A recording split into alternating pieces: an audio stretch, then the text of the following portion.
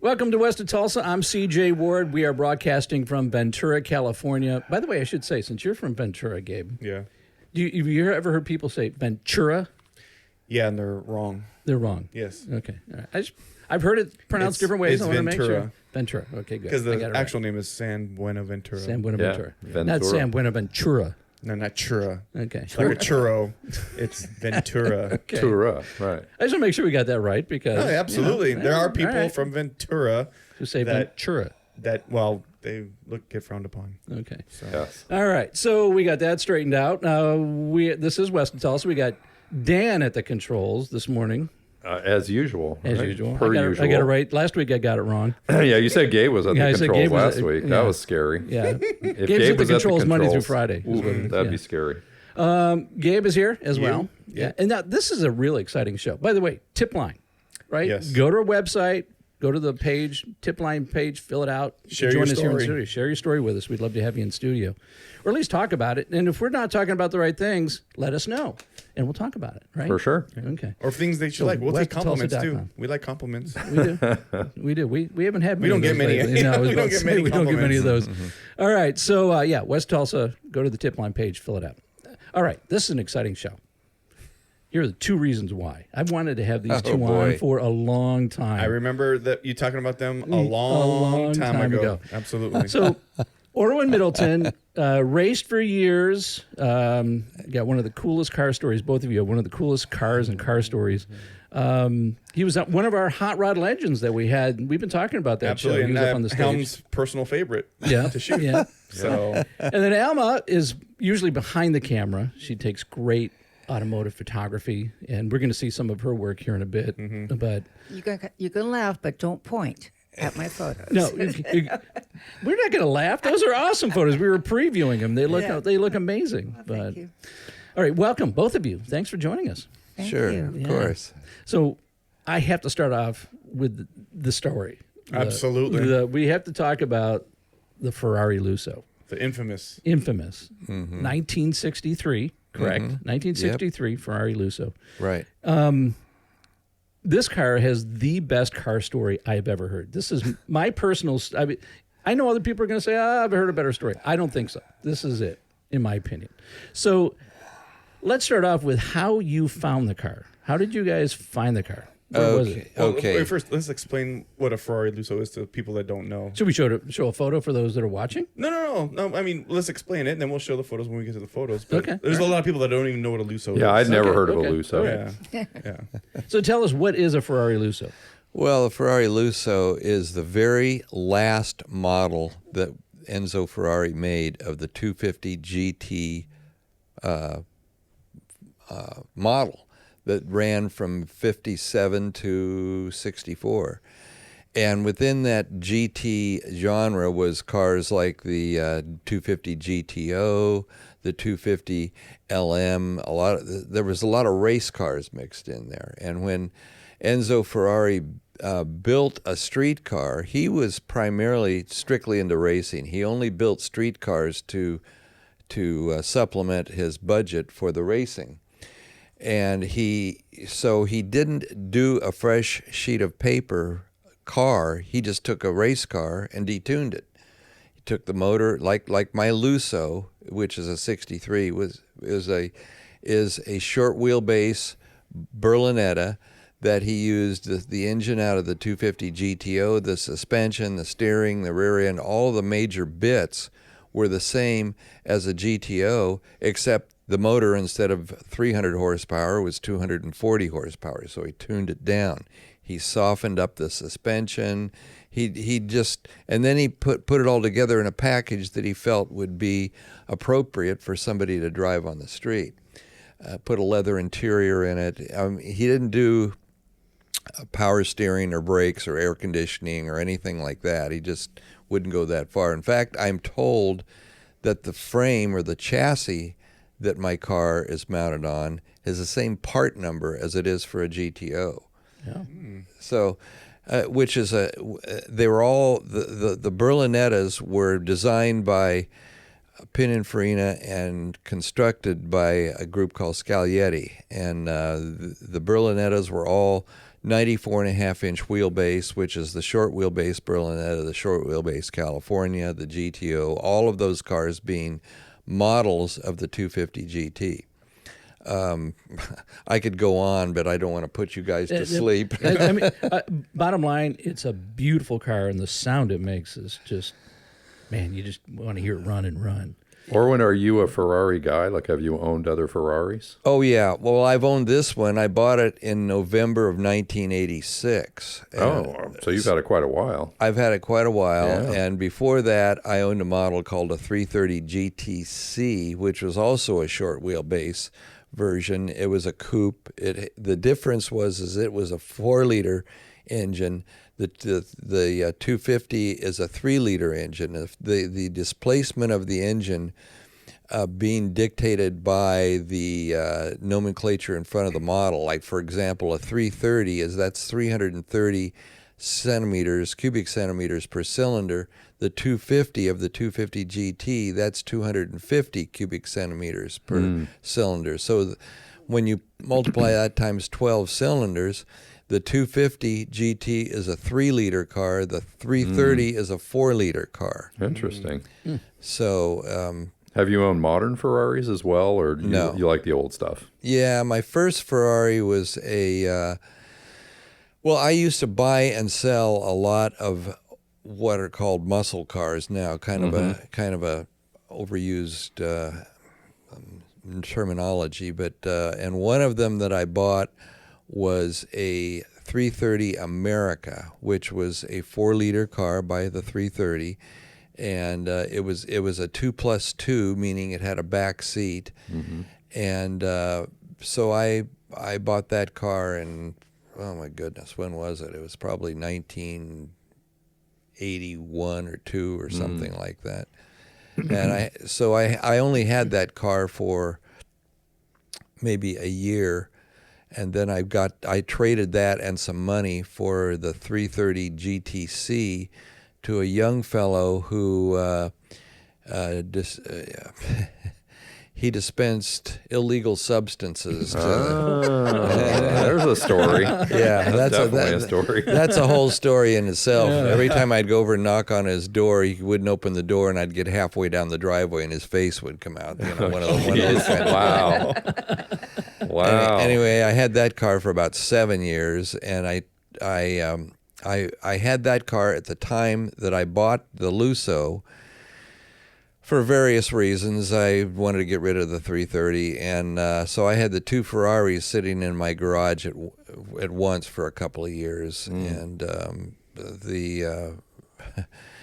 after I bought the Lusso, I found out that it had a rather storied past, in that the first owner was a fellow by the name of Sam Cooke, who was a singer. The soul singer, right? Yeah. He had a bunch of really popular songs. I think his first one was "You Send Me," and he was a very, very shrewd, smart fellow, and he bought the car in I think around November of '64. It was interesting that the car was completed in December of '63, and it was delivered to a dealer in Italy. And it must have sat there for a long time, because he didn't buy it until November of '64. And then he was shot and killed in a flea bag motel in Hollywood 1 month later. Wow. So he only owned it for a short period of time. That in itself is also a story. So, but your car was sitting out front idling when the cops showed up that night. it was sitting, yes. Let's tell about that story, because CJ's been telling us about that story. So let's hear it from the man himself that owns the car. Well, I had seen this photo before, but this friend of mine who was a Ferrari mechanic in Monterey, John Baggioli, he called me up one night. He says, "Your car is on TV." And I said, "Really?" So I turned it on to obviously the proper channel and all that. And there was my car sitting in front of this motel manager's office with the door open, and Sam Cooke laying in the doorway dead. Jeez. Wow. Because she had just shot him. Who shot him? The manager of the motel. The manager of the motel shot Sam Cooke? Yeah. Yes. There's a story behind that. Sam was a married fellow. He had a nice family and a home in Sherman Oaks. The problem that he had is he couldn't keep his fly zipped, you see. And Gotcha. he was known to floozy around a little bit, and so he picked up this, I think she called herself a starlet, in a restaurant on Sunset Boulevard, and he took her down to this motel in South Hollywood. And while they were in the room, he was in the bathroom. She split out the door with his watch and his wallet and all sorts of other stuff. Some of his clothes, even. Some of his clothes, yes. And so I think that he came out. She was gone. He had his dress coat on, and so he drove it was a fairly large motel, so he had to drive the Lusso around to the office to find out where she was. And he entered the office in a rather heated composure. The office manager was this rather large, overweight lady. She didn't like Sam. She knew who he was because of his legend that followed him around, so she shot him. Whoa. Jeez. Anyway, there's other theories behind that. His family thinks that because he was coming into the recording and managerial business and all that, he was crossing paths with the mafia, and so he was competition. And there's pictures of him with Italian fellows in suits with bulges in their under their that it was a hit. So who knows? But he was murdered in his car or right in front of his car, or He was Outside the car. outside the car. She was- the car was sitting in a parking spot or sitting in the driveway at the manager's office. He went into the office, and that's where she shot him. And the car was running because he went in. Yeah. Yeah. He and, was- Oh, yeah. and he was shot. Okay, got it. Oh, Okay. so Yeah, so the maybe car's he idling out staggered. front. Maybe he staggered out, shot, and died there. Partially, Yeah, well, the photos I've seen online shows him kind of wedged up against like a door jamb. Door jam, exactly. Wow. That's Wow. exactly. And the car's right there and outside the front door, and it's idling, Crazy. and you can actually see exhaust coming out. And, Yeah, and you so can- you know it's running. But And more importantly, you can see the license plate, yeah, you can. which I have on the car Yeah. To this day. to this day. Wow. Yeah. Yeah. So in between, This story gets better. That's just the beginning of this. So we have to back up just a little bit because when you bought this car, what year was it? I bought the car in November of 1986. Okay, so when you bought the car, you had no clue of the history. I did not. No. He had no idea. After I got the car, I was told that that there was a rock and roll guy that committed suicide in the car. Well, there was a rock and roll guy, Sam Cooke. He didn't commit suicide. He was shot. So he perished, obviously, and his the car went back into the Sam Cooke Trust, and then the wife didn't want it. And so it was for sale at Hollywood Sports Cars, which was the West Coast Ferrari distributor. Well, in comes Dennis Wilson, who was the drummer of the Beach Boys, and Dennis bought the car. And interestingly enough, Dennis was 19 and his wife Carol was 19, and this is a story I was told. And he had pockets full of $1,000 bills of hot rock and roll money. They wouldn't sell him the car because he was too young. He had to get a cosigner, even though he had cash. jeez. So Carol's mom co-signed for them, Carol, his wife, and so then he took the car, and then probably less than a month or so, Ferrari came out with a new model, a new Berlinetta model. Well. He had to have that, so he bought it, and he gave the Lusso to his wife, and she used it as her commuter car, taking the kids to school, and she owned it. They owned it for about 6 or 7 years, and then it was rear-ended by some woman in a Buick in Beverly Hills. And before that even happened, and this is one of the clues, I think, was the hitch, right? Okay, That's one of the clues that kind of tipped off that there was something else about this car that was being untold. And as I guess Dennis Wilson buys this car, and he was big into taking his boat out to Havasu or Salton Sea or wherever. Yeah, he put a trailer hitch on this thing. and he towed his boat. His boat wasn't a big boat; it was a little tiny hydroplane thing. And they used to go to Tahoe and all over the place in this thing. And wow, it's like the family station wagon. And they matched, right? It was the boat matched the car. I believe it did. Yeah. Right. Where the story got interesting is I was part of a group that met for dinner at a local restaurant near us called Petrini's. And one of the people that participated in this was a fellow named Bruce Armstrong. And Bruce used to work for Carroll Shelby at his dealership in Venice selling Cobras. And so Dennis Wilson would come in there looking at Cobras. And I guess one day he came in there in the Ferrari, and Bruce was looking at it. He says, yeah, Dennis Wilson would come in the Ferrari, and it had a trailer hitch on the back. So I thought, how many of the 350 Ferrari Lussos made ever had a trailer hitch on it? Bingo. That's probably Bingo. the only one. So that eyewitness. That started me on another quest, and this good friend of mine named John Stein, who's an automotive journalist. He's worked for Car and Driver and Road and Track, and he was the editor of Corvette Quarterly and all this, and he writes stories, interesting stories when they come along. Well, he was on this like you wouldn't believe, and so it took years, decades to find out all the missing pieces. It had been after they sold it, they being the Wilsons sold it. It was purchased by somebody up in the Bay Area who liked it because it had the trailer hitch, because they could haul their dirt bikes around.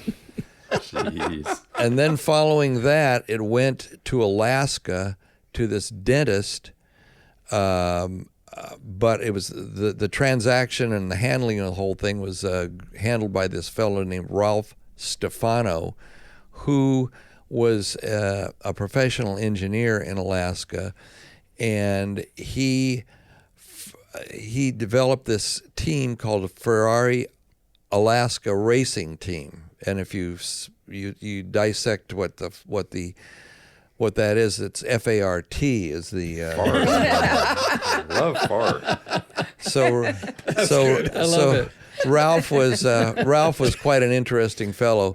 Anyway, then it was purchased by this other fellow that lived down in Palos Verdes from Charles Tinsley Canal, who was the dentist, but Ralph Stefano handled the whole thing, and it was shipped down. And that was Ron Johnson, I believe his name was, and he restored the car. And then he sold the car to this fellow Meyer.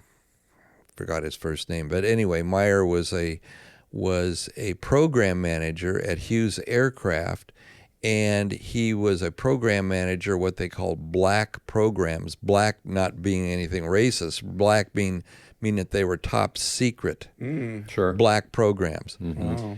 And so the fellow that worked on the car for him, who was also a black program manager, told them that he was going to retire from that, and that he would be thrown to the wolves to the local Ferrari mechanics around Los Angeles, and he said he wasn't going to do that. So then he sold it. I bought it.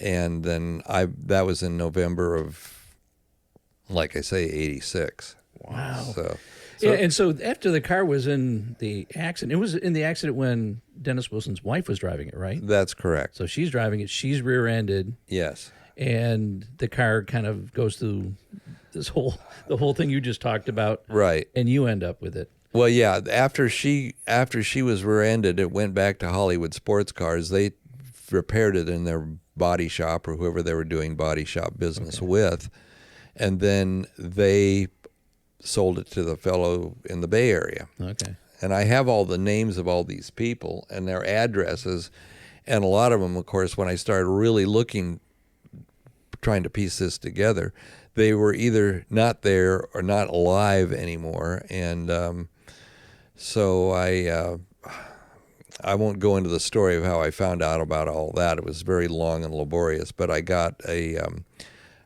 certified build record of the car, and so that's part of my history of the car. When it got rear-ended, they repaired it. Is there any evidence that the hitch was there still? Yes. The frame where the hitch was welded, there's still little holes where the hitch was removed, and I just left them in there because I thought it was kind of unique. Yeah. The hitch wasn't anywhere around when I got the car. Sure. Wow. Oh, sweetheart, tell them how we got to meet Carol. Oh, yes. Along through the story of this, Alma here, we got a little 55 T-Bird for her for, I guess it was color. for her birthday. Ooh. And she was riding along with the car with the top off with one of her girlfriends in the car. And the Beach Boys song comes on, fun, fun, fun, till a daddy takes a T-Bird away. And your friend, what was your friend's name? Terry Cooper. Terry Cooper. Terry's a real piece of work in her own right. But anyway, she said... She's very funny. Yeah, she's very funny. And so she said, I have a girlfriend that was married to one of the Beach Boys. And we didn't know who or what or anything. And so then we hooked up with her and found out that it was Dennis, who was the drummer. And she was still friends with Carol. And to this day. To this day. So we got a hold of Carol, who by this time had been living down in an area in the San Fernando Valley. And she came up. We told her about the car and all of that, and we'd like to get together with her. So she came up with her husband and a couple that was friends of theirs, and we met them at, not Ponte but the one across, Via Vai. And they were there when we pulled in, and there was Carol, and her husband was a hobbyist photographer. So he's blowing off a lot of shots of her with the car and everything. And I said, would you like to drive it? And she says, yes. And so I flipped her the keys. She gets in it. And she said when she got in it, it was like a deja vu.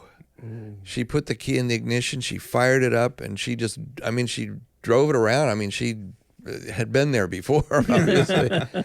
And we came back in the parking lot, and then we had lunch with her and her husband and their friends at Via Vai. And so and we've connected with Carol because of this many times. Wow. And from reading John Stein's article, yes, it sounded like that moment for her was pretty emotional. I think she got emotional. Yeah. Yeah, she got very emotional. Wow. It took her back in time. It was a fun meeting. It was a really fun meeting her and seeing her drive her around. I thought she really knows her car. Knows the car. It's kind of crazy when you think about something that was mechanical, made in Italy, and how many lives it touched and connected and so on. It's kind of like there was a movie. It was like $20 or something. It was like, someone picks it up, they spend it, it follows. Right. Yeah. That Ferrari has an insane story. All the people and all the crazy situations it was in. Well, I said that they'd made 350 of them, which sounds like a lot, but they were all handmade cars.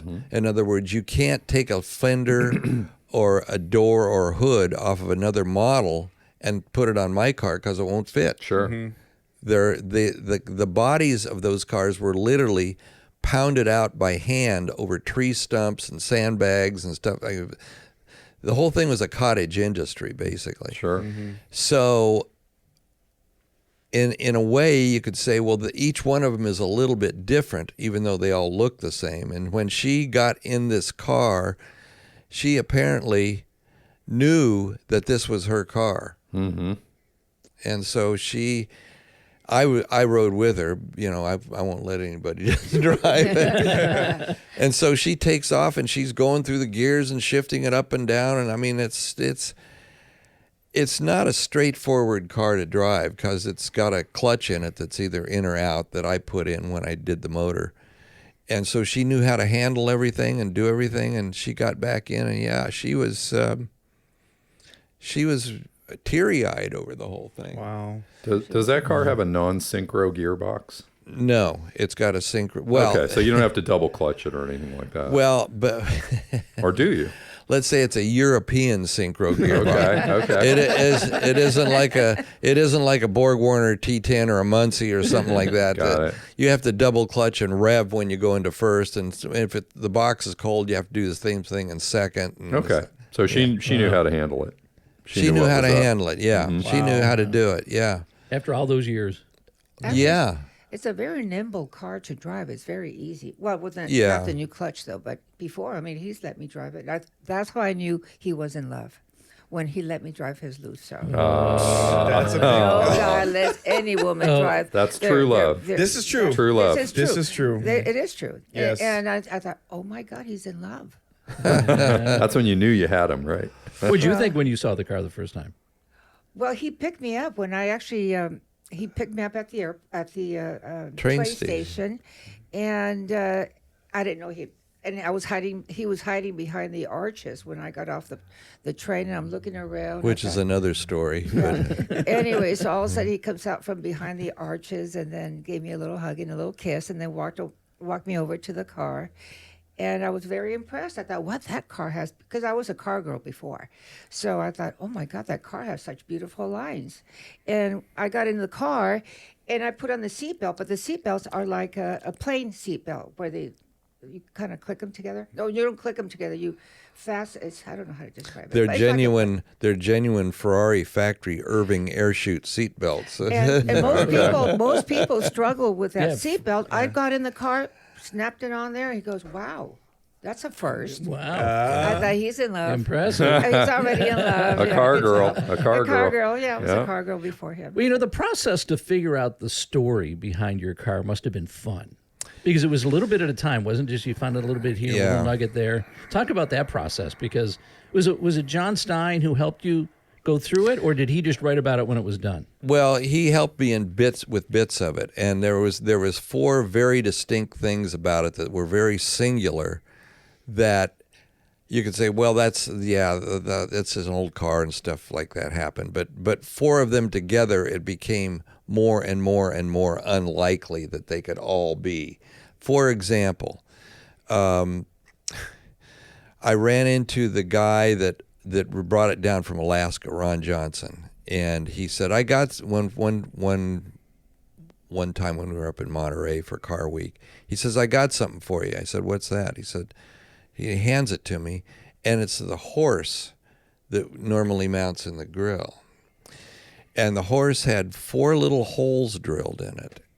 And I thought, what is this all about? And suddenly it flashed on me.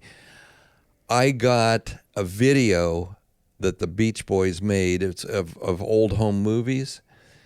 And one of the home movies is taken at one of their houses, and you could see the front of the Lusso, and it's got the license plate mounted in the grill.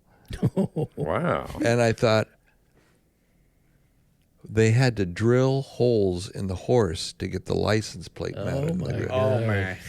So that was the first thing. Wow. And you have video showing that. That's awesome. I do. Wow. I do.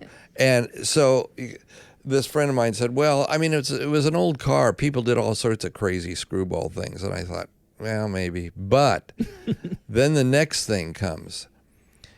On the rear end of the car, they have a number on that was stamped on 934, which means that's the ratio of the rear end. Nine teeth on the pinion gear, 34 teeth on the ring gear. but I knew it didn't have a 934 gear in it, which would have been like a 3.7 something. It was much lower than that. It was like a 4-to-1 or so.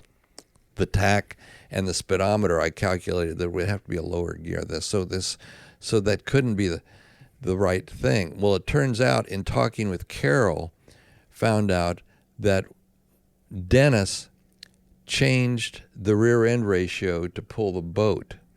Get more pull. Get more pull. Yeah. So, okay, that's number 2, right? We've got holes in the horse. We got a rear end ratio that is not what it says on the stamping because Dennis took the car to Hollywood Sports Cars and had the mechanic change it. And then, I mean, it's just, so it goes on and on and on and on. But anyway, I collected these 4 things, and then I thought, well, I also knew that it had a trailer hitch on it, because of the holes in the frame. Yeah. So that's 3 things. Yeah. And so the transmission in it was changed from a regular 4-speed to a 4-speed with an overdrive on it. And there's a book written about the Ferrari Lussos of all about those cars, but it had a couple of variations that were a little different in there. And so mine was one of the 2 that had that variation. So we're getting down further and further and further to the point where it had to. There's no mathematical probability that this could be something other than what it is. Yeah, Right. Sure. So then the license plate number that was in the deal with Sam Cooke laying in the doorway, and The police scene photo. the police scene photo, yes. So And it matched. Yeah. yeah, so anyway, that's how I put this all together, and then I got hold of Marcel Massini is his name, who is the fellow that keeps track of every single Ferrari ever made and where it went and the serial numbers and all of this, and he sent me a printout on my car. I had to give him $2,000 to do that. Oh, jeez. Now, wait a minute. Yeah. Yeah, you didn't know about that, huh? No, I did. And so I got this Marcel Massini report. So that pretty much cast it in concrete right there. Well, in the Massini report, does it show that the car was originally from the factory in silver? Yes, it does. But the car was stripped to bare metal, and the last color that you read the report, I can say. Yeah, I do my research there. You must do this for a living, CJ. They got the fellow that brought it home from Alaska was the one that restored it, and he stripped it to bare metal. And the last color they found before they got to the factory primer, which is very unique in its color and texture and all this, was actually a dark green. Ooh, okay, interesting. So the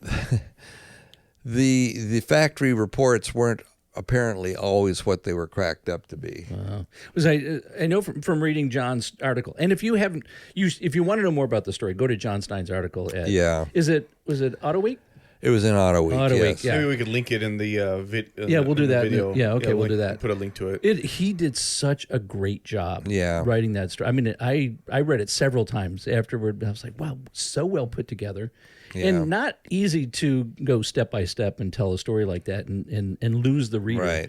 He did a great job. So if you want to know more about his car, go check out that article. Well, when you do an article for something like Auto Week, they typically chop it way down so they can put it all on 1 or 2 pages. Yeah. Well, they devoted many pages to this, and they didn't cut anything out. I guess because John is pretty well known in the industry of being a very good writer. And they sent out a photographer that took a whole bunch of pictures of me driving the car and that's sitting in my garage. And I don't even remember how many pictures they used, but There was probably a dozen pictures in the Auto Week article. Yeah, no, it came out really, really well. What color was the car when Sam Cooke had it? Red. Red. Okay, He's the one who had it originally painted the red color. Well, it could be that it sat in the dealer. The dealer was named Lombardi in Naples, Italy. It must have sat in there for a long time, and maybe nobody bought it because it wasn't red. And so they painted it, maybe. They painted it maybe there, or maybe Hollywood sports cars Maybe they painted did it. it, Who yeah. knows? I don't know. Wow. Great story, though, isn't it? That's an amazing It's a story. great story. It's It's such a a great right. car You have story. how many celebrities connected to it, plus a murder and trailer. That's to me impressive. They trailered it like as a station wagon. Yeah. And they probably put a ton of miles on the car. I would imagine too.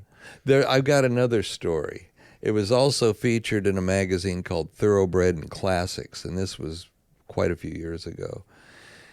And I went to Car Week every year from the time Steve Earle did the first vintage race, and I'd drive up there in vintage cars and stuff. And so I was driving out to some friend's house for dinner, and this guy pulled up next to me in a Honda 2-liter, one of those little 2-liter Honda sports cars. Mm-hmm. We took off and we had a drag race because I'm a hot rodder. And so, I got a drag. And there was two guys behind us that saw this whole thing, and they followed me.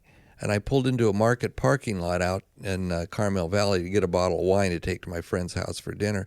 They pulled in there, and they waited for me to come out because they had never seen anybody in modern times in a drag race in an old Ferrari. True. Yeah. Who would drag race an old Ferrari? Yeah. So and it ran pretty good, and so Who won? by the way? I was gonna I ask did. you. I ran with this guy a few times, and I blew him off every time. And the more I would run it, the better it would run because it would carbon under the valves. Yeah, blew it up. Yeah, so they were fascinated by this, and they were from Britain, and they had the heavy British accent and all of the funny little one-liner thing.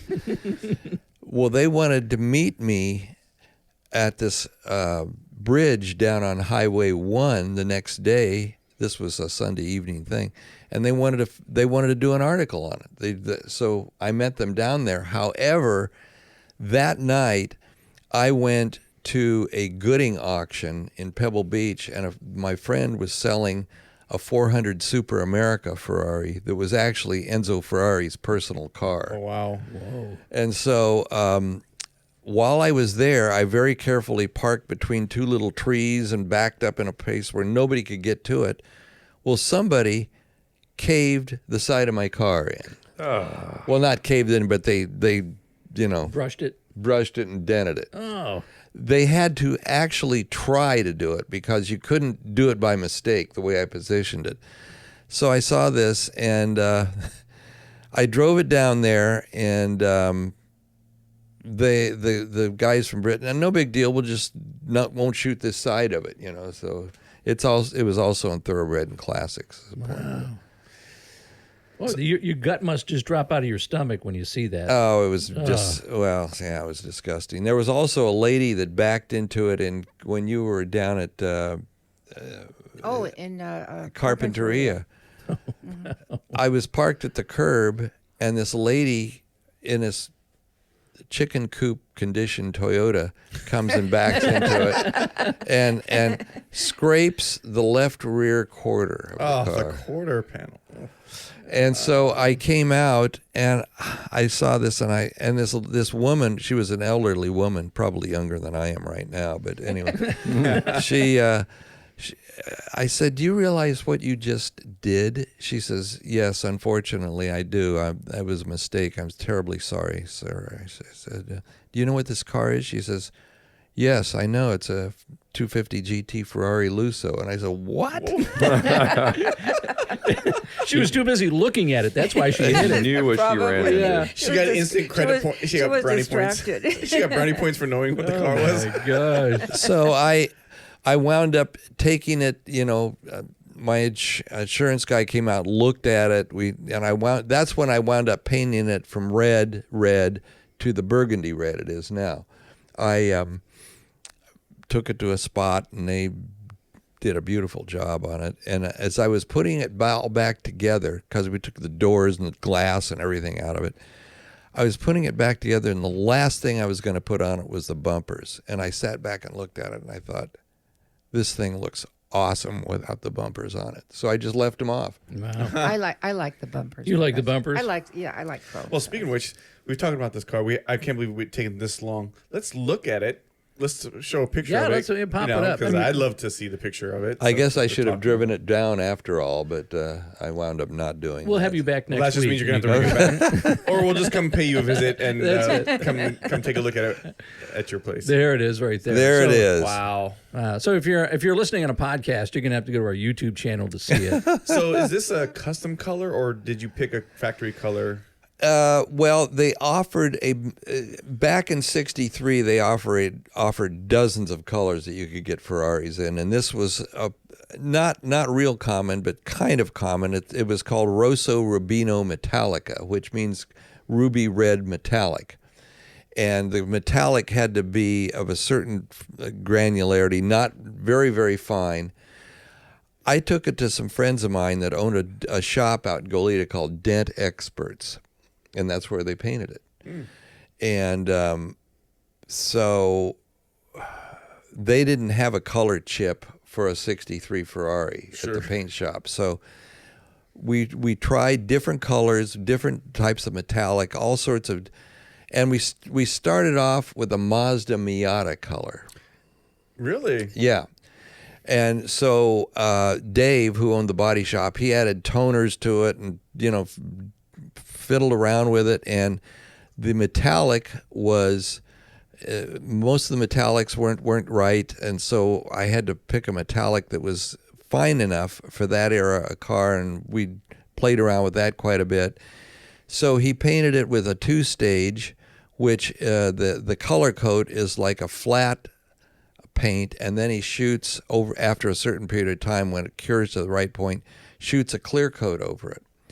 And then that's what gives it its gloss and its depth. And then you can color sand the clear coat, which you could not do if it was an old style metallic paint, because it would, come out mottled. Mm-hmm. And so then that's how we got it done. And so this friend of mine that a Ferrari guy that had the Super America that I mentioned earlier, he said, "You're going to paint it? God, that's going to be expensive." And I said, "Well, how expensive do you think it's going to be?" "Oh, it's going to be $100,000. And I said, $100,000? You got to be kidding me. Why would this be $100,000? It's a tiny little car. He says, "Well, that's just what people pay." I said, "Well, they're a bunch of idiots."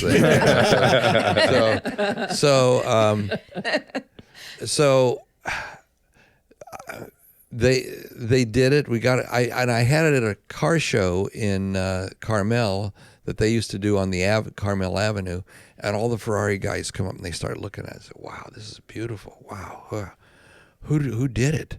And I said, "Dent Experts in Goleta, California," and they charged me $13,000. And then they all started looking for defects, of course. Of course. Which proves what a bunch of lightweights they were. Yeah.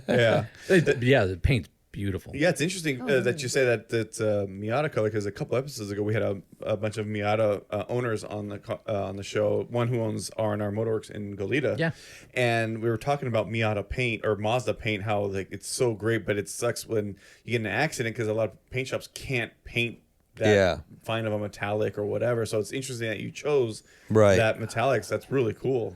I think that's a great story. To me that's a real flex. It's like, oh, you paid 50, 60, 100 grand. I paid 13.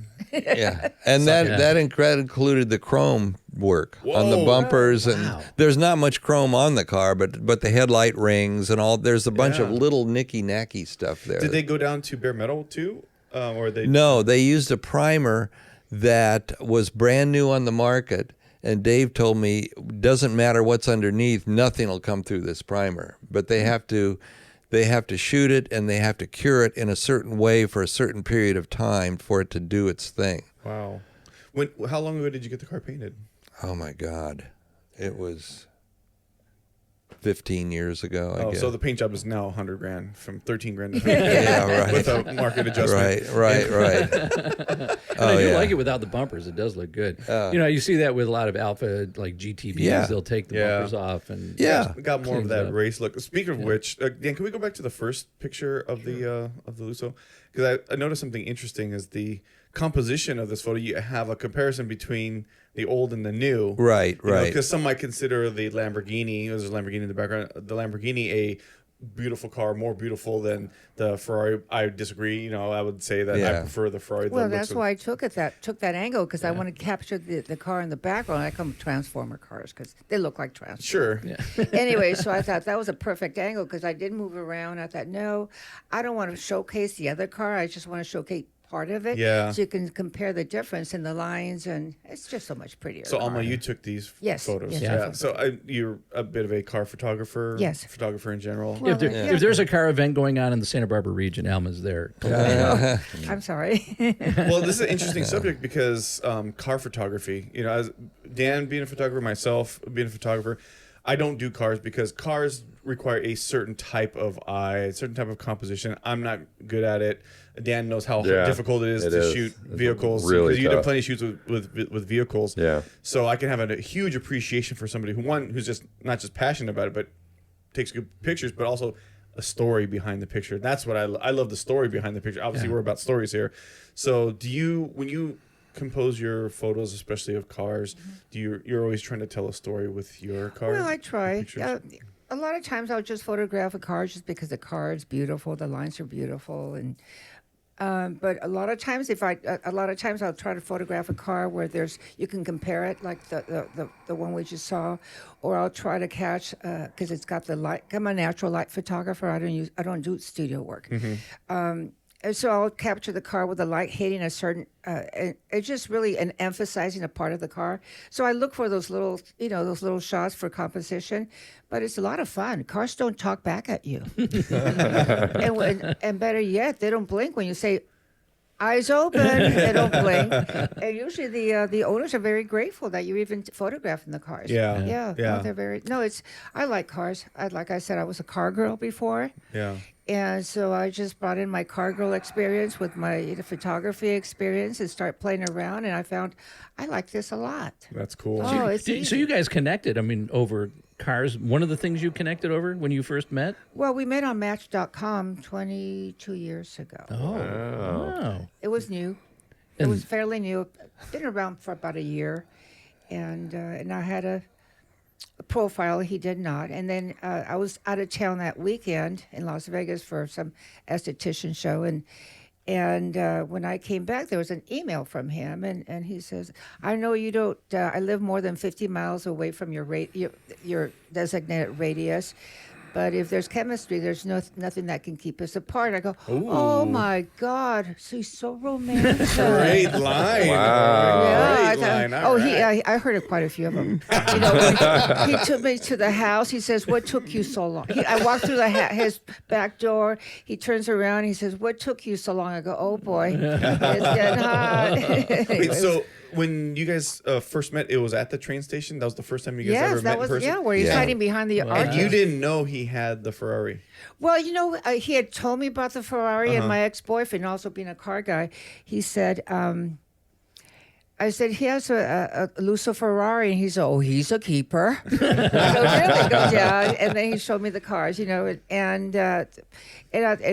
had I didn't know appreciation. that. Oh, well, he Well, knows JJ. They're there's a actually little more to the story. different. Right. When I would go on Match.com, I didn't post a profile because I didn't want people calling me, and you would go on, you would put in your radius that you're willing to go travel to, and I thought, well, around Santa Barbara, Ven-tura area, and so it was 30, 40 miles, something like that. And I went on one time, and I must have put in the wrong radius because all of a sudden, instead of 6 pages coming up or that there would be around in the area, there was like dozens. And I thought, oh my God. So I started looking at this, and there were people that lived in Pomona, and so I screwed up. I didn't put in the right number. I thought, well, Oh, you might as well look. So then her picture was on the second page, and I looked at it and I thought, wow, she's really cute, you know. And This is 22 years ago, so things were different. Nothing's changed. No. So I contacted her. She lived in Toluca Lake. And you know, and so and up here also, I might say that 6 pages would show up, but a lot of the women that were on there, the photos were 10 and 20 years old. Yeah. And Mine was current. Yeah. most of them were cruising for guys that had a lot of money, Sure. you know. Yeah. And so I ran into a lot of that. Some of them wouldn't even show up because they would probably if they wanted to spend a couple of $100 on the internet, they could find out everything about you. You know. Right. So. Yeah.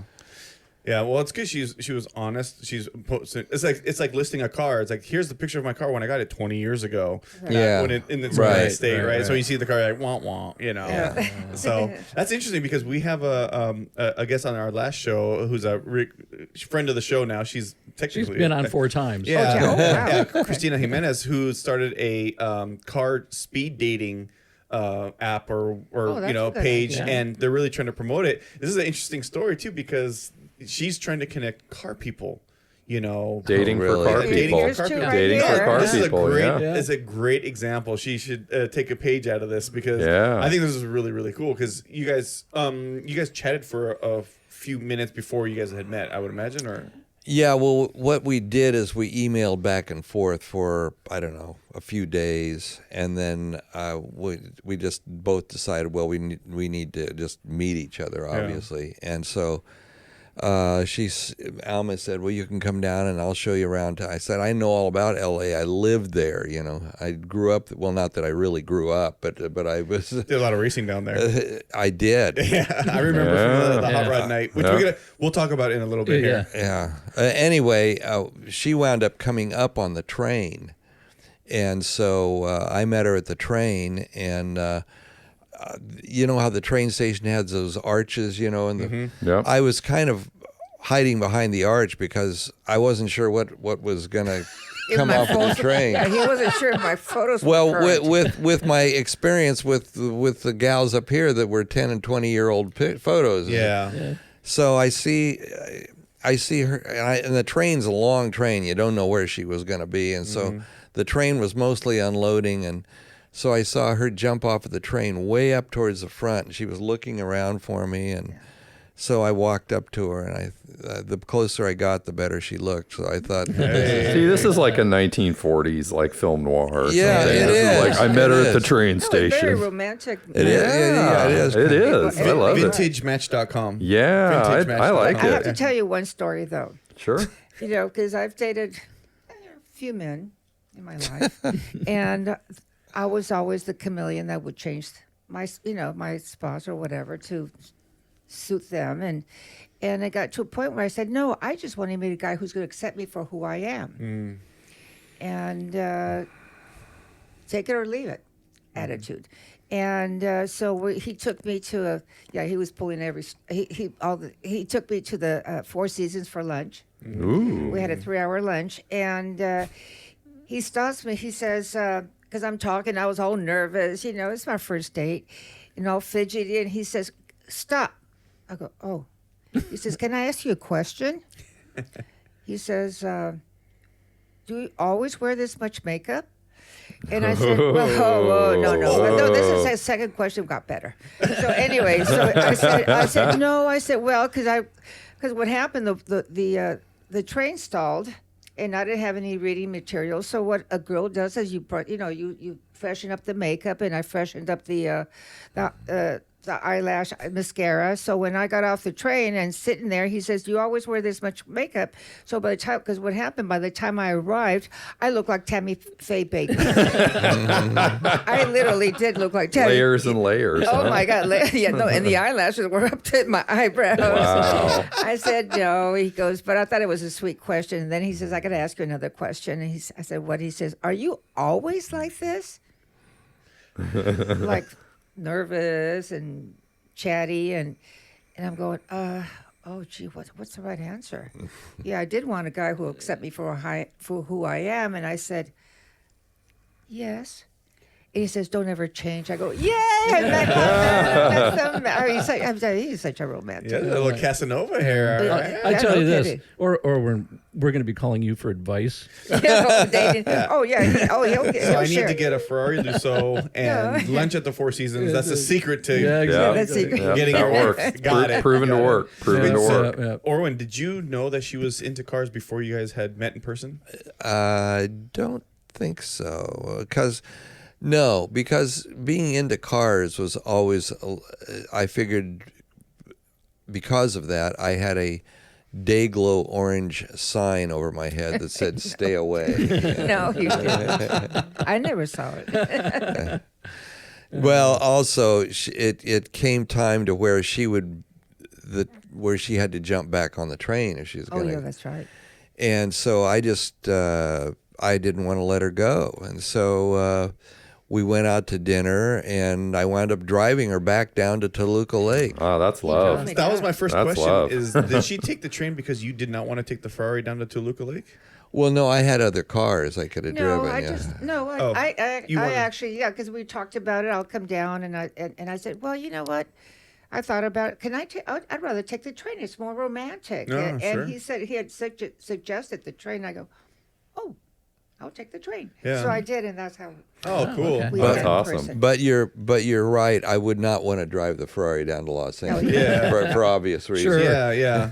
Wow, I don't blame then you. That must have been love if you were willing to take the Ferrari down to Toluca Lake, you know. Well, at the time I had a Cadillac Eldorado touring coupe, and so we went in that. Oh, down. well, you and, know. and No, I wound that's- up. yeah, we went I home wound and he up- switched. Oh, He okay. swapped out the car. I gotcha. wound up driving her down to the train station in Burbank, wasn't it? Mm-hmm. And then from there, I went over to her apartment where she had this little dog, and I came in. The little dog was. Just a little puppy. Yeah. So he was all excited to see me and see him. Oh, that's funny. You know, one thing we should pop up are your photos. Because, Oh, yeah. here we Let's- go. There we go. So this one, just tell us what this photo is. Okay, this is when the motor was on a block, and I walked in there, and there was something about it. I thought, wow, that's kind of a pretty shot. Artsy. It just has an arts- artsy and, look to it. yeah, and I thought, well, it was boring without, what do you call it, a pool? What do you call that? Well, what that is part of a tie-down Tie strap. down. That's a tie down. So I said, okay. So I just hung that over. And I thought, oh my God, I love that. So I captured the shot, and then in post processing, I highlighted I lightened up the Ferrari, and I just thought it was a great shot. I mean, I can see that shot in a guy's smoke room. Oh, yeah. Well, It I could be mean, somebody's office. somebody who's pulled out many motors.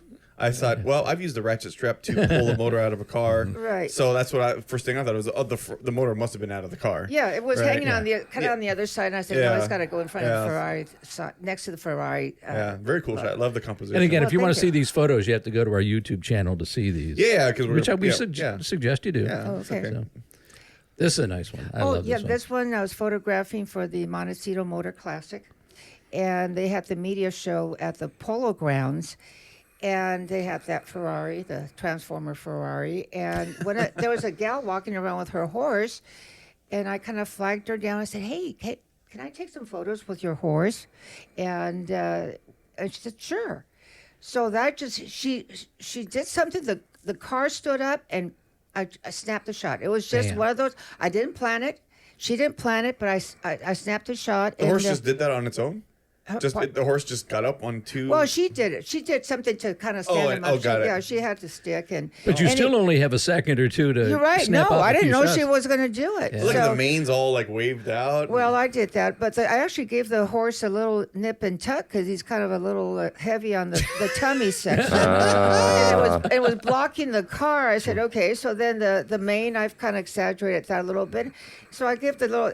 He doesn't look like that, but Oh, that's okay. It's not a dating profile picture. picture. No, it's not. The Mr. Horse would have been disappointed if you saw that. And this turned out to be, they put this in the literature for the Montecito Motor Classic. Oh yeah, that I remember seeing cool this. shot. and also in the Montecito Journal, and that's it right. became a very popular. That looks like show. Now- I need to send that to Ferrari. Now in Ferrari, I know. I should. You should. I should change the car. No. I just thought it was a nice, lucky shot. well, in Lucky Ferrari, shot. does Ferrari call that? Do they have a name for that pose of that horse? Is Well, it the rampant the stallion? the horse, Prancing horse? Prancing stallion? It's called Cavallino Rampante, Okay. and You know what that translates to? I haven't a clue. Okay. Cavallino's horse. Well, I know rampant because Colt firearms, their logo is the rampant Colt. Oh, okay. When you see that little, on a Colt like a 1911 on the handle, it's a similar pose too, right? You have a Colt? I don't have a Colt.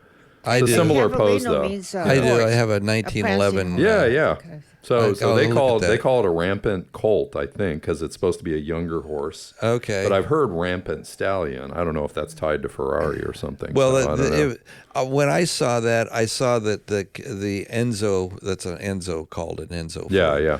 And the horse, I thought that would be something that I would think Ferrari would want to have. Yeah. But It's also, very cool. Alma is not just a car photographer. She has an eye for virtually everything that's very artsy, and she has the ability with her computer, with all these little things that she's Sliders. made, where she can enhance the photos. Yeah. That's where I love the post editing, because you can change the photo. And like I said, that photo didn't look like that, and it's Have- one of my faves. You've been doing the photography for a while. Yes. So you're back in the film days. You were shooting film. No. You didn't shoot film, so you're only a digital girl. Yeah, I've been Okay. doing it about 15 years. Or Okay, more. No, okay. 18 years. So you're in the digital era. Yes. Okay. Yes. Okay. No, I Because did your have- your I- photos for being digital, to me, they have a very nice film-like quality. You haven't over-sharpened them, which is my pet peeve when you see over-sharpened digital, I've been ultra guilty clean. of that, but I It's corrected. like, but I mean, looking at this, it's got a nice, soft yet clear quality to it, which I like. You And I don't like see. the contrast with the background. Yeah, it's almost beautiful. like sun setting back there. That's a great shot. It I is. it's just a lucky shot. It I was- did not. That's how I shoot, with luck. Yeah. Well, you know what? I never put down the camera. Yeah. Very rarely do I put down the What did camera. it say? Is it shoot first, ask questions later? Yes, Yeah, that's me. Oh, that's exactly. me. That's me. No, this is a Now, beautiful who is this car. gentleman? This is Roger Drew. He's a friend. He's a Cars and Coffee friend. And We this- have a little Cars and Coffee at the Upper Village. It's a bunch of old guys telling lies every Sunday. Yeah, of course. Thank you for that. and Roger's one of the guys, and this is an exact, and by exact I mean this is not a fiberglass body with a Chevy V8. This is an aluminum body with a Maserati V8 of a 450S Maserati, which was their sports racing car of '57. And Beautiful car. He had it scratch built down in Argentina. Wow. And this was, Beautiful car. I remember seeing this. He had it at the Montecito Motor Classic when it was Right. at the Polo Yes, he Grounds. did. Right. Beautiful. So did they hand form the body on this too? Everything. Really?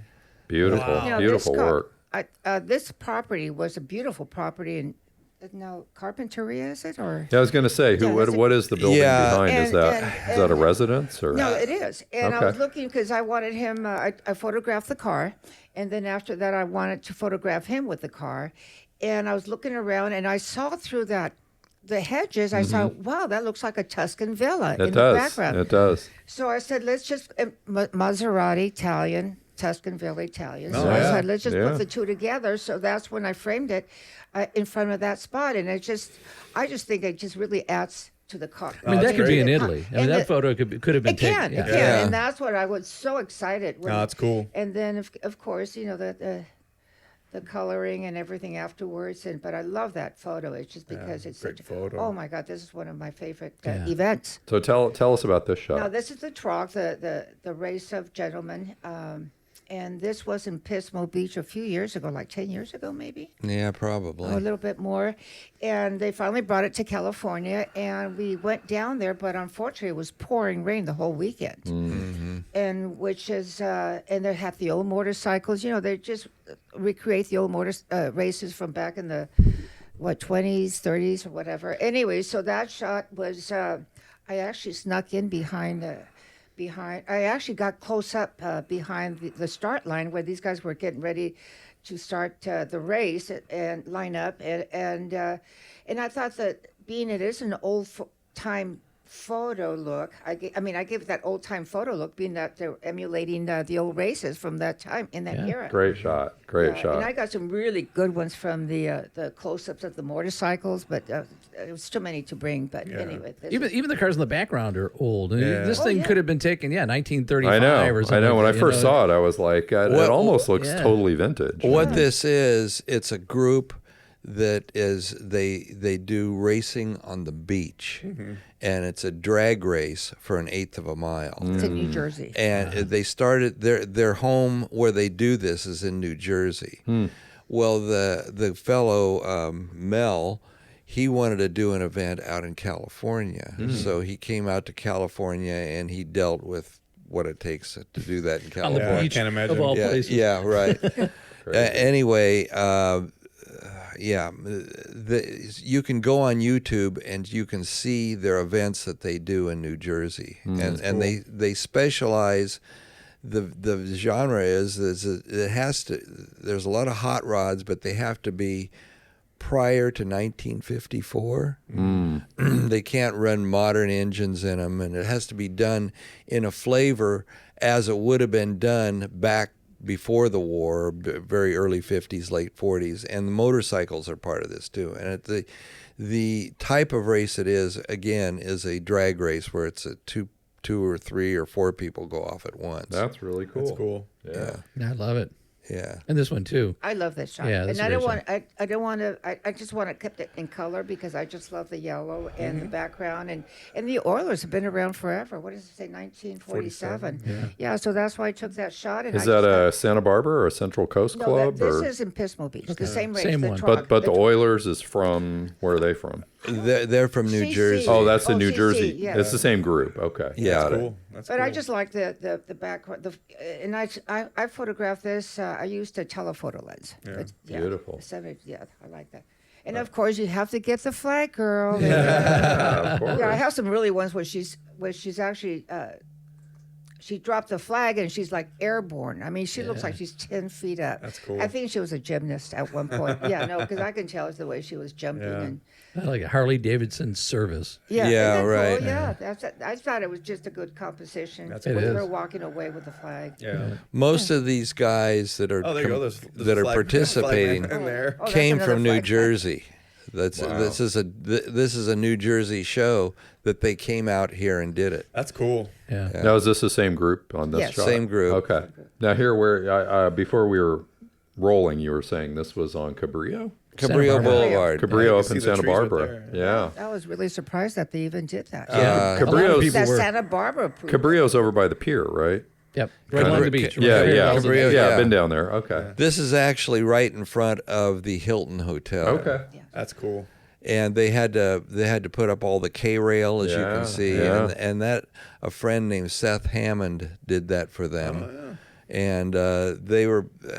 The city council was springing surprises on them every In day Santa or so. Barbara? I can't believe I know. that. It's unheard of. I'm still surprised. They never came back, unfortunately. Yeah. Well, This they one- they came back, but they do it at a little airport out in Rubadube, which is near Riverside, called Flaybob, and they were welcome with What open language arms. is that? I don't know. It Yeah. sounds like it's an hour by telephone from here. Though. Well, I don't think I want Well, to if you've ever go. been to Rubado, you understand. Yeah, it's hot. Yeah. They're, It's hot. they're behind the times a little bit, which is thank God. Which is Yeah. nice, Yeah, yeah. yeah. So it's definitely not Santa Barbara. Yeah, this guy. Going back to the other shot, it was the flag guy was very funny, very charismatic, and he got up there a little airborne, but Yeah, not as some air. airborne as the gal. Wow. But still, I thought it was just. I like the smoke coming up. Well, I did have to took in a lot of smoke on that shot, but that's okay. It's part of the job. Yeah, yeah. And one of the things we talked about during the Hot Rod Legend show that you were a part of was that stretch of beach along Cabrillo back in the old days was an old racing spot. That's Yeah. where they would do some of the drags Yeah. right along the beach there. Right. So a little bit of history Yeah. That's cool. for Thank you. that spot. Yeah. All right. Oh, I actually took this with a cell phone. I mean, the quality of cell phones nowadays is unbelievable. It's crazy. We were in front of the Shoreline Cafe at Letter Beach, and I saw this car, Ledbetter. this Cadillac, what is 60? 59. 59, okay. And I saw the car and I thought, well, that's interesting. And I came around and I said, wow, that's a real rust bucket, in my eyes. And I liked the fin because I was kind of attracted to that fin because my twin sister, back when we were little girls, she ran into one of those fins and cut her eye open, her eyebrow open. I believe it. So I remembered Yeah. that car very well. So when I came around and I saw the tail lights, I just thought it was a really nice composition with Beautiful but dangerous car parts. Yeah. they are. And I showed it to my sister. Goes, I remember that. Yeah. To me, it's Anyway, the she- Grateful Dead sticker that makes this shot, Yeah. though. Yeah. I love that. Oh, the Grateful, yeah. Yeah, and I that's liked the cool. rust and against the red. And And the angles, the lighting, just it's all everything. that- It was yeah, just like- so many fun and you things. know what? I didn't do a lot of editing on this photo. Yeah. I think I just brought up the color a little bit but I didn't do a whole lot of work. It came That's out cool. of almost it came out of the camera. I think I cropped it. That's right. I Yeah. did crop it because it showed a little bit too much. But that was a fun photo. That's a cool On this photo. little gal, she was. There were also the Trog, and she was the only female racer. And they came from England, her and her family. And she was so happy. You can tell. Well, I got to photograph the girls. Yeah. So I photographed her. She's looking away. I photographed her with the 7 telephoto lens. And just caught her when she was so happy. I thought, oh, cool. my goodness. Great shot. Yeah, I just thought it was great. Yeah, it and is- being it a is a- gal, yeah. it's not too often you see gals racing nowadays. Yeah, So. pure joy right there. Oh, there is. It really. Oh, and this is Oh, moi. the woman behind the camera. The girl. Yes. Yes. Me. Self-portrait. Believe it or not, I took this off a hubcap. Perfect. Yeah. Yeah. Yeah. Who needs a mirror when you got old hubcaps? Well, that's why I like chrome. yeah. Yeah. I mean, yeah. girls need a mirror. Everywhere she goes. Well, you got the bling going there in the shot. You got a lot of bling there on the wrist. Well, this Yeah. was at the Pomona show, the big in The January. Grand National? Yes, Oh, the Grand, yeah. Grand National Roadster Show. Oh, Yeah, Okay. so Yeah. there was indoor, and this is one of the indoor places where they had a lot of cars, and I thought it was kind of a cool. That's cool. Well, I had to put on some jewelry to go. Yeah. That's cool. A little bit of bling. You got to have some bling. yeah.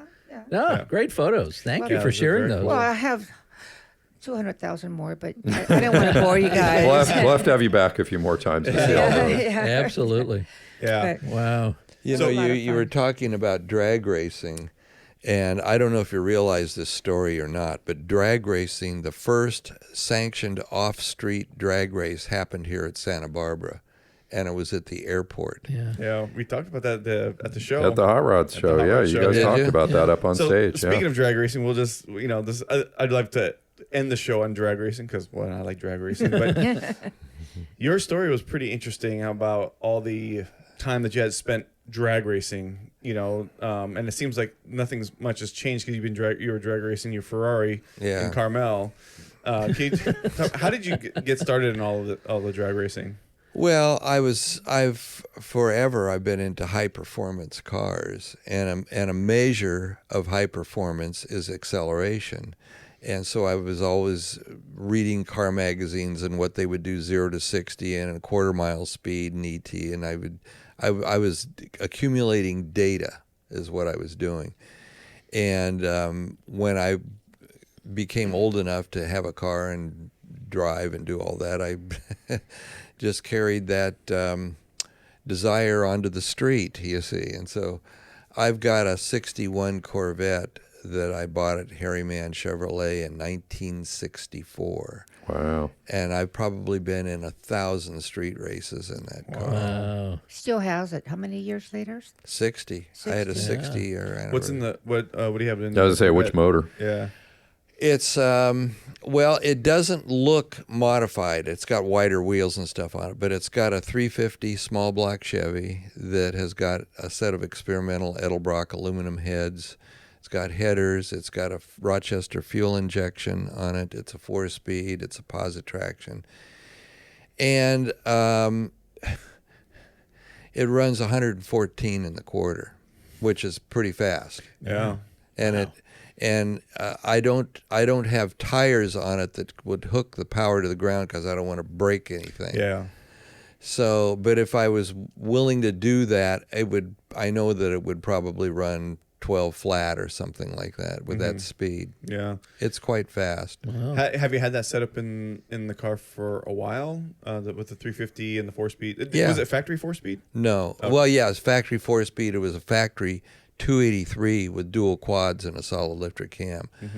I also did quite a bit of vintage racing at Laguna Seca and Sears Point and Coronado and Willow Springs. And the cars that I raced was the first one was a 59 Corvette that was a car that Washburn Chevrolet in Santa Barbara owned that Bob Bondurant drove. Oh, wow. And then the car that I have now is a 57 Corvette that's basically a carbon copy of the 59, but I haven't raced in 15 years. It's just sitting in the garage. With the Bob Bondurant Corvette, you go back to Ford v Ferrari, and you'll see that car. Oh, yeah. In one of the scenes as they're That was near the beginning of the movie. Yeah, that was actually the first. That was the second car because Washburn got a Stingray Coupe Z06, and he was from the factory, and they were going to let him have it if he could get Bondurant to come out of retirement and drive it. Yeah. The car that I have is a 59, and that was Bondurant's first professional ride, and he won a lot of races with it.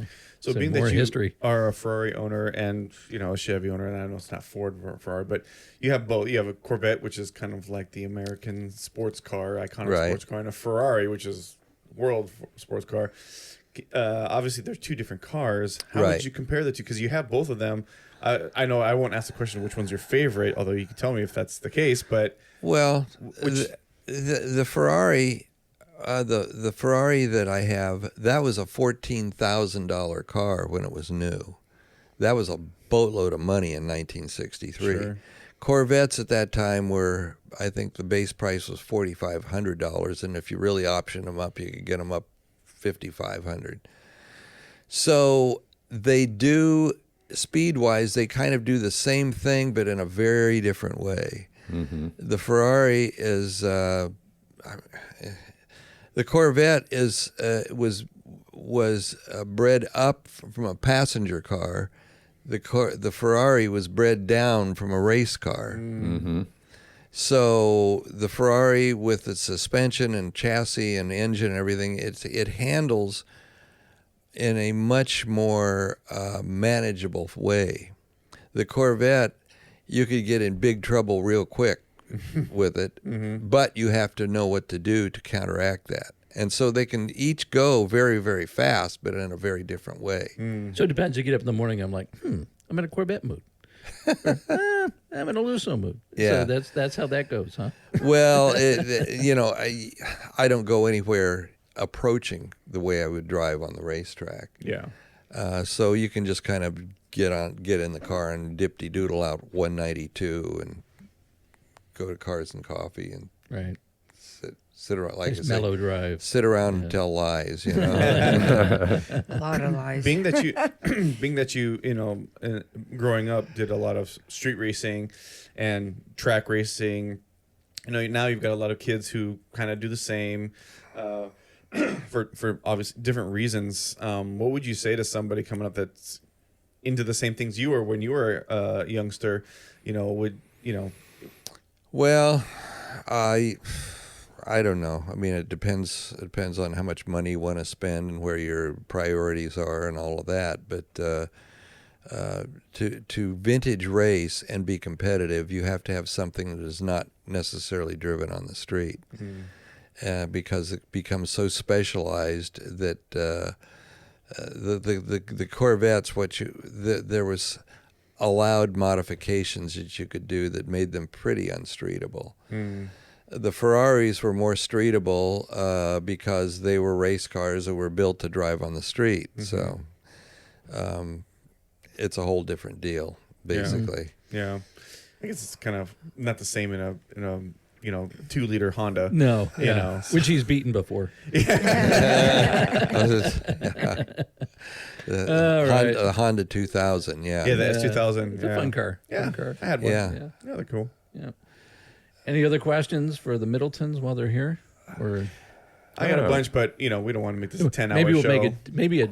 We'll do a Part 2. part 2. Yeah. Well, We'll have romance. you guys back. Well, we've got Romance, to go murder. see the Lusso in person. I got to see this car. Yeah. So we'll have to either come pay you guys a visit or you'll come visit because I really want to see that. Well, save up your lives. also and wanna then see you the can vet. join these guys. I wanna see the Corvette, too. on Sunday morning. Well, Yeah, we'll come tell lies with you now you live down here. in Ven-tura. Yeah. Well, we live in Santa Barbara. We got down here really in about a half an hour, I think. It's a short drive. Yeah. Well, and CJ lives in Santa Barbara, so we just saw him last weekend up there. So, I'll knock on your door early some morning and say, "Come on, we're going to Ven-tura. We got to show the guys the Lusso." Okay. yeah, we can go to the Montecito or Santa Oh, Barbara. you can Cars do and that Coffee, too. Yeah, that's right. So, All right. The one that we're at is in the Upper Village in front of the market. There's a grocery store, and we kind of camp out there for a couple of hours every Sunday. maybe we'll come pay a visit, CJ. It's almost like they're almost hiding because I've gone up there before and I've seen them kind of sitting up in the corner. Yeah, and yeah. a lot of the folks are in the lower part down by Manning Park. Right. These guys are quietly sitting up there drinking coffee Yeah. and talking. I'll cruise by sometimes and stop by. It's been a while since I've done that though, but Yeah. Well, it's a nice spot. We tend to not be into being around crowds. you Yeah. know? And so Perfect. not that there's anything wrong with the other group. It's just that we're interested in different things. Sure. So Well, we could take your Corvette or they can bring something old. We don't want to come in one of my cars. We'll go in We'll go in the old cars. Yeah, Corvair. Yeah, okay. Don't bring the Tesla, Gabe. I won't bring my rotary either. I won't bring the rotary. Well, thank you so much for joining us. Boy, it was really. Thank I'm you. So happy that we had you, both of you, on to talk about your photography and the Lusso and I love to photograph Great story. Automotive events. yeah. We had or motoring. And you just did a that's- great job with it. And It's fun. Yeah. Like I said, I don't do weddings, but now I'm leaning more towards events and automotive photography. And like I said, easy peasy, And you fun. love it, And I love it. yeah. And then I can't wait to go home and play with the photos because that's Cool. the fun part. Yeah. We Thank you. covered train travel, romance, murder, rock and roll, photography, horse weight loss. We covered a lot on this one. yeah. Covered a lot. The Nip horse and weight tuck. loss one is interesting. Yeah. Yeah. Yeah. Well, and I I do could- have a website. Oh, Plug tell us- away. Yeah, Plug tell us away. what's your website. Here's a cheap plug. It's almarosemiddleton.com. Yep. AlmaRoseMiddleton.com. Yeah, and you can see a lot of the photos that you've taken. Probably thousands of them on there, right? Yeah, if you go into the website, then it has galleries and it has a drop menu and then drop down menu, and now all you have to do is just hit on motoring, and I've got There you a go. few We'll shots. put a link to it in Yeah, the totally. description. Oh, of that'll the be video. it. Thank you very Yeah, much. yeah. Absolutely. No, thank you for coming on. It's fun. It's a delight. Yeah. And we finally heard the story from the man. Yeah, that has yeah. cars. CJ's been talking about this for months. So we're Well, finally. I can ramble on for a long time because, as I say, I have more absolutely worthless bullshit in his head. Yeah. If you ever have us back, I'll tell you the story about how I started my car with pantyhose. Oh, God. Oh, that's a good cliffhanger to leave for the next Yeah. one. Yeah, I that's wanna it. hear No, that. seriously, Oh. seriously, I did, but I'll save it for another time. Okay. You guys have to write this down because that's our next question. It's the Orange, first question. Just so you know, if you haven't seen any of our previous shows, we're all full of bullshit here. So you fit right in here. We have hours and hours of bullshit, and we plan to shoot many more hours of bullshit. Yes, So please bring for us sure. as you can. We should. We'll have to go click on your tip line. Yeah. Yes, there you go. There's Yeah, another here's cheap a story plug. idea. Here's a story. We'll have to come back in the T-Bird. Oh yeah. yeah, Oh, Oh my yeah, T-bird. I your love Tiffany T-bird. Well, Yeah. it's Thunderbird blue, but I call it. Well, I had a Tiffany box, and I put it over the. It was in the garage. I put it on the hood, and I squint my eyes. It almost disappeared. I thought It's that close. Wow. That's Yeah. that close. Yeah. If you squint, yeah. My wife would probably agree with you. That's her favorite color. So Is it? Oh, yeah, Tiffany, for yeah. cars. That's Oh, her, yeah. So It's a beautiful car. It is. And it's. I know my husband hates when I say this, but from bumper to bumper, the lines are. My car looks very long and very sleek, and it's actually 1 inch shorter than his Corvette. Really? Yeah, no, Corvettes, you seem like a young, but Yeah. no, it's actually shorter. But it's just the lines that make it look. I know he hates it when I. Well, it's a bit. I I don't hate it at all. I'm not suffering from an ego problem. Well, You're just a Chevy guy, not a Ford guy. No, no. I've got a '72 Pinto All right. that's got twin side draft DCOE 40 Webers and on one side and a header on the other side because it's got a cross flow head. It's been lowered. I've autocrossed the car. There you go. And Wow. Autocross Pinto, Dan's all excited. no, that's Wow. it's a fun little car. That was my to first drive. car. Was a Pinto. Yeah. Yeah. That was my first too. Yeah. It's a marvel. Yeah. It's a marvelous car. I bought it back in 1976 from the original owner. Wow. And the reason that I bought it, it's a hatchback, Mm-hmm. and I was a musician in a country rock band at the time, which is a whole Sure. other story. I could put my pedal steel guitar in there without having to disassemble the thing, Yeah. which was a major deal. Wow. What color is it? It's kind of a root beer metallic brown. Okay. Mine was white. Okay. Nice little sprinkling of rust, but in the quarter panel. Mine was green. Green. Okay. We'll have you on for. We'll do a Pinto show. Yeah, we Yeah. got to do a Pinto show, right? And I love it because we can talk modified Pinto. Yeah. Yes. Hot, There's a hot lot rod. of those. That's my favorite kind. is a Hot modified rod Pinto. Do Yeah. a Ford show, the Pinto and my Thunderbird. Thunderbird. Yeah. with Absolutely. pantyhose. The pantyhose, yeah. We're definitely gonna talk about We that want, story. Oh, it's we a want good that one. story. So anyone's listening to this, you have to wait till the next one because we're gonna talk about pantyhose in the next one. Yeah. for sure. It'll be a how-to video. What was what was your car that you did the pantyhose thing on? It was a Audi 100 LS. Oh God. Ooh, even better. Wow. No, it was. Audi 100 LS. Well, you know, I didn't know about how bad they were. Yeah. It was a That's- blue one. But a lot of people like that car. There's a cult following for that car. So. You Oh, get is you it get really? you become on a first name basis with every flatbed owner in town. There's another show, the most unreliable cars of history. Yeah. That's yeah. not true because I couldn't call anybody. It was midnight when I was stranded. No, guy I'll that- save it for next Okay. week. The guy that I bought my Pinto from sold it and bought a 100 LS. And so, Wow. anyway, Well, there you go, honey. there's a connection. Can't be that bad. Oh, All right, so that is an hour and 26 minutes of bullshit. Yeah. Hey, all right. Right? Congratulations. Yeah, we filled up a good hour 26. Thank you again so much. Orwin, Thank you for Alma. having we us. appreciate you guys joining us. And yes, thank you. so don't forget, follow, like, subscribe. Go to our YouTube Channel. Yeah. Okay. And our website, and go to the tip line page. Please fill that out. And we would love to hear your story. We'd love to have you here in studio. I'd love to hear your bullshit too. Love to hear your Yeah. bullshit. You can, everybody out there Yep. has bullshit. All right. Thanks for watching. We will see you west of Tulsa.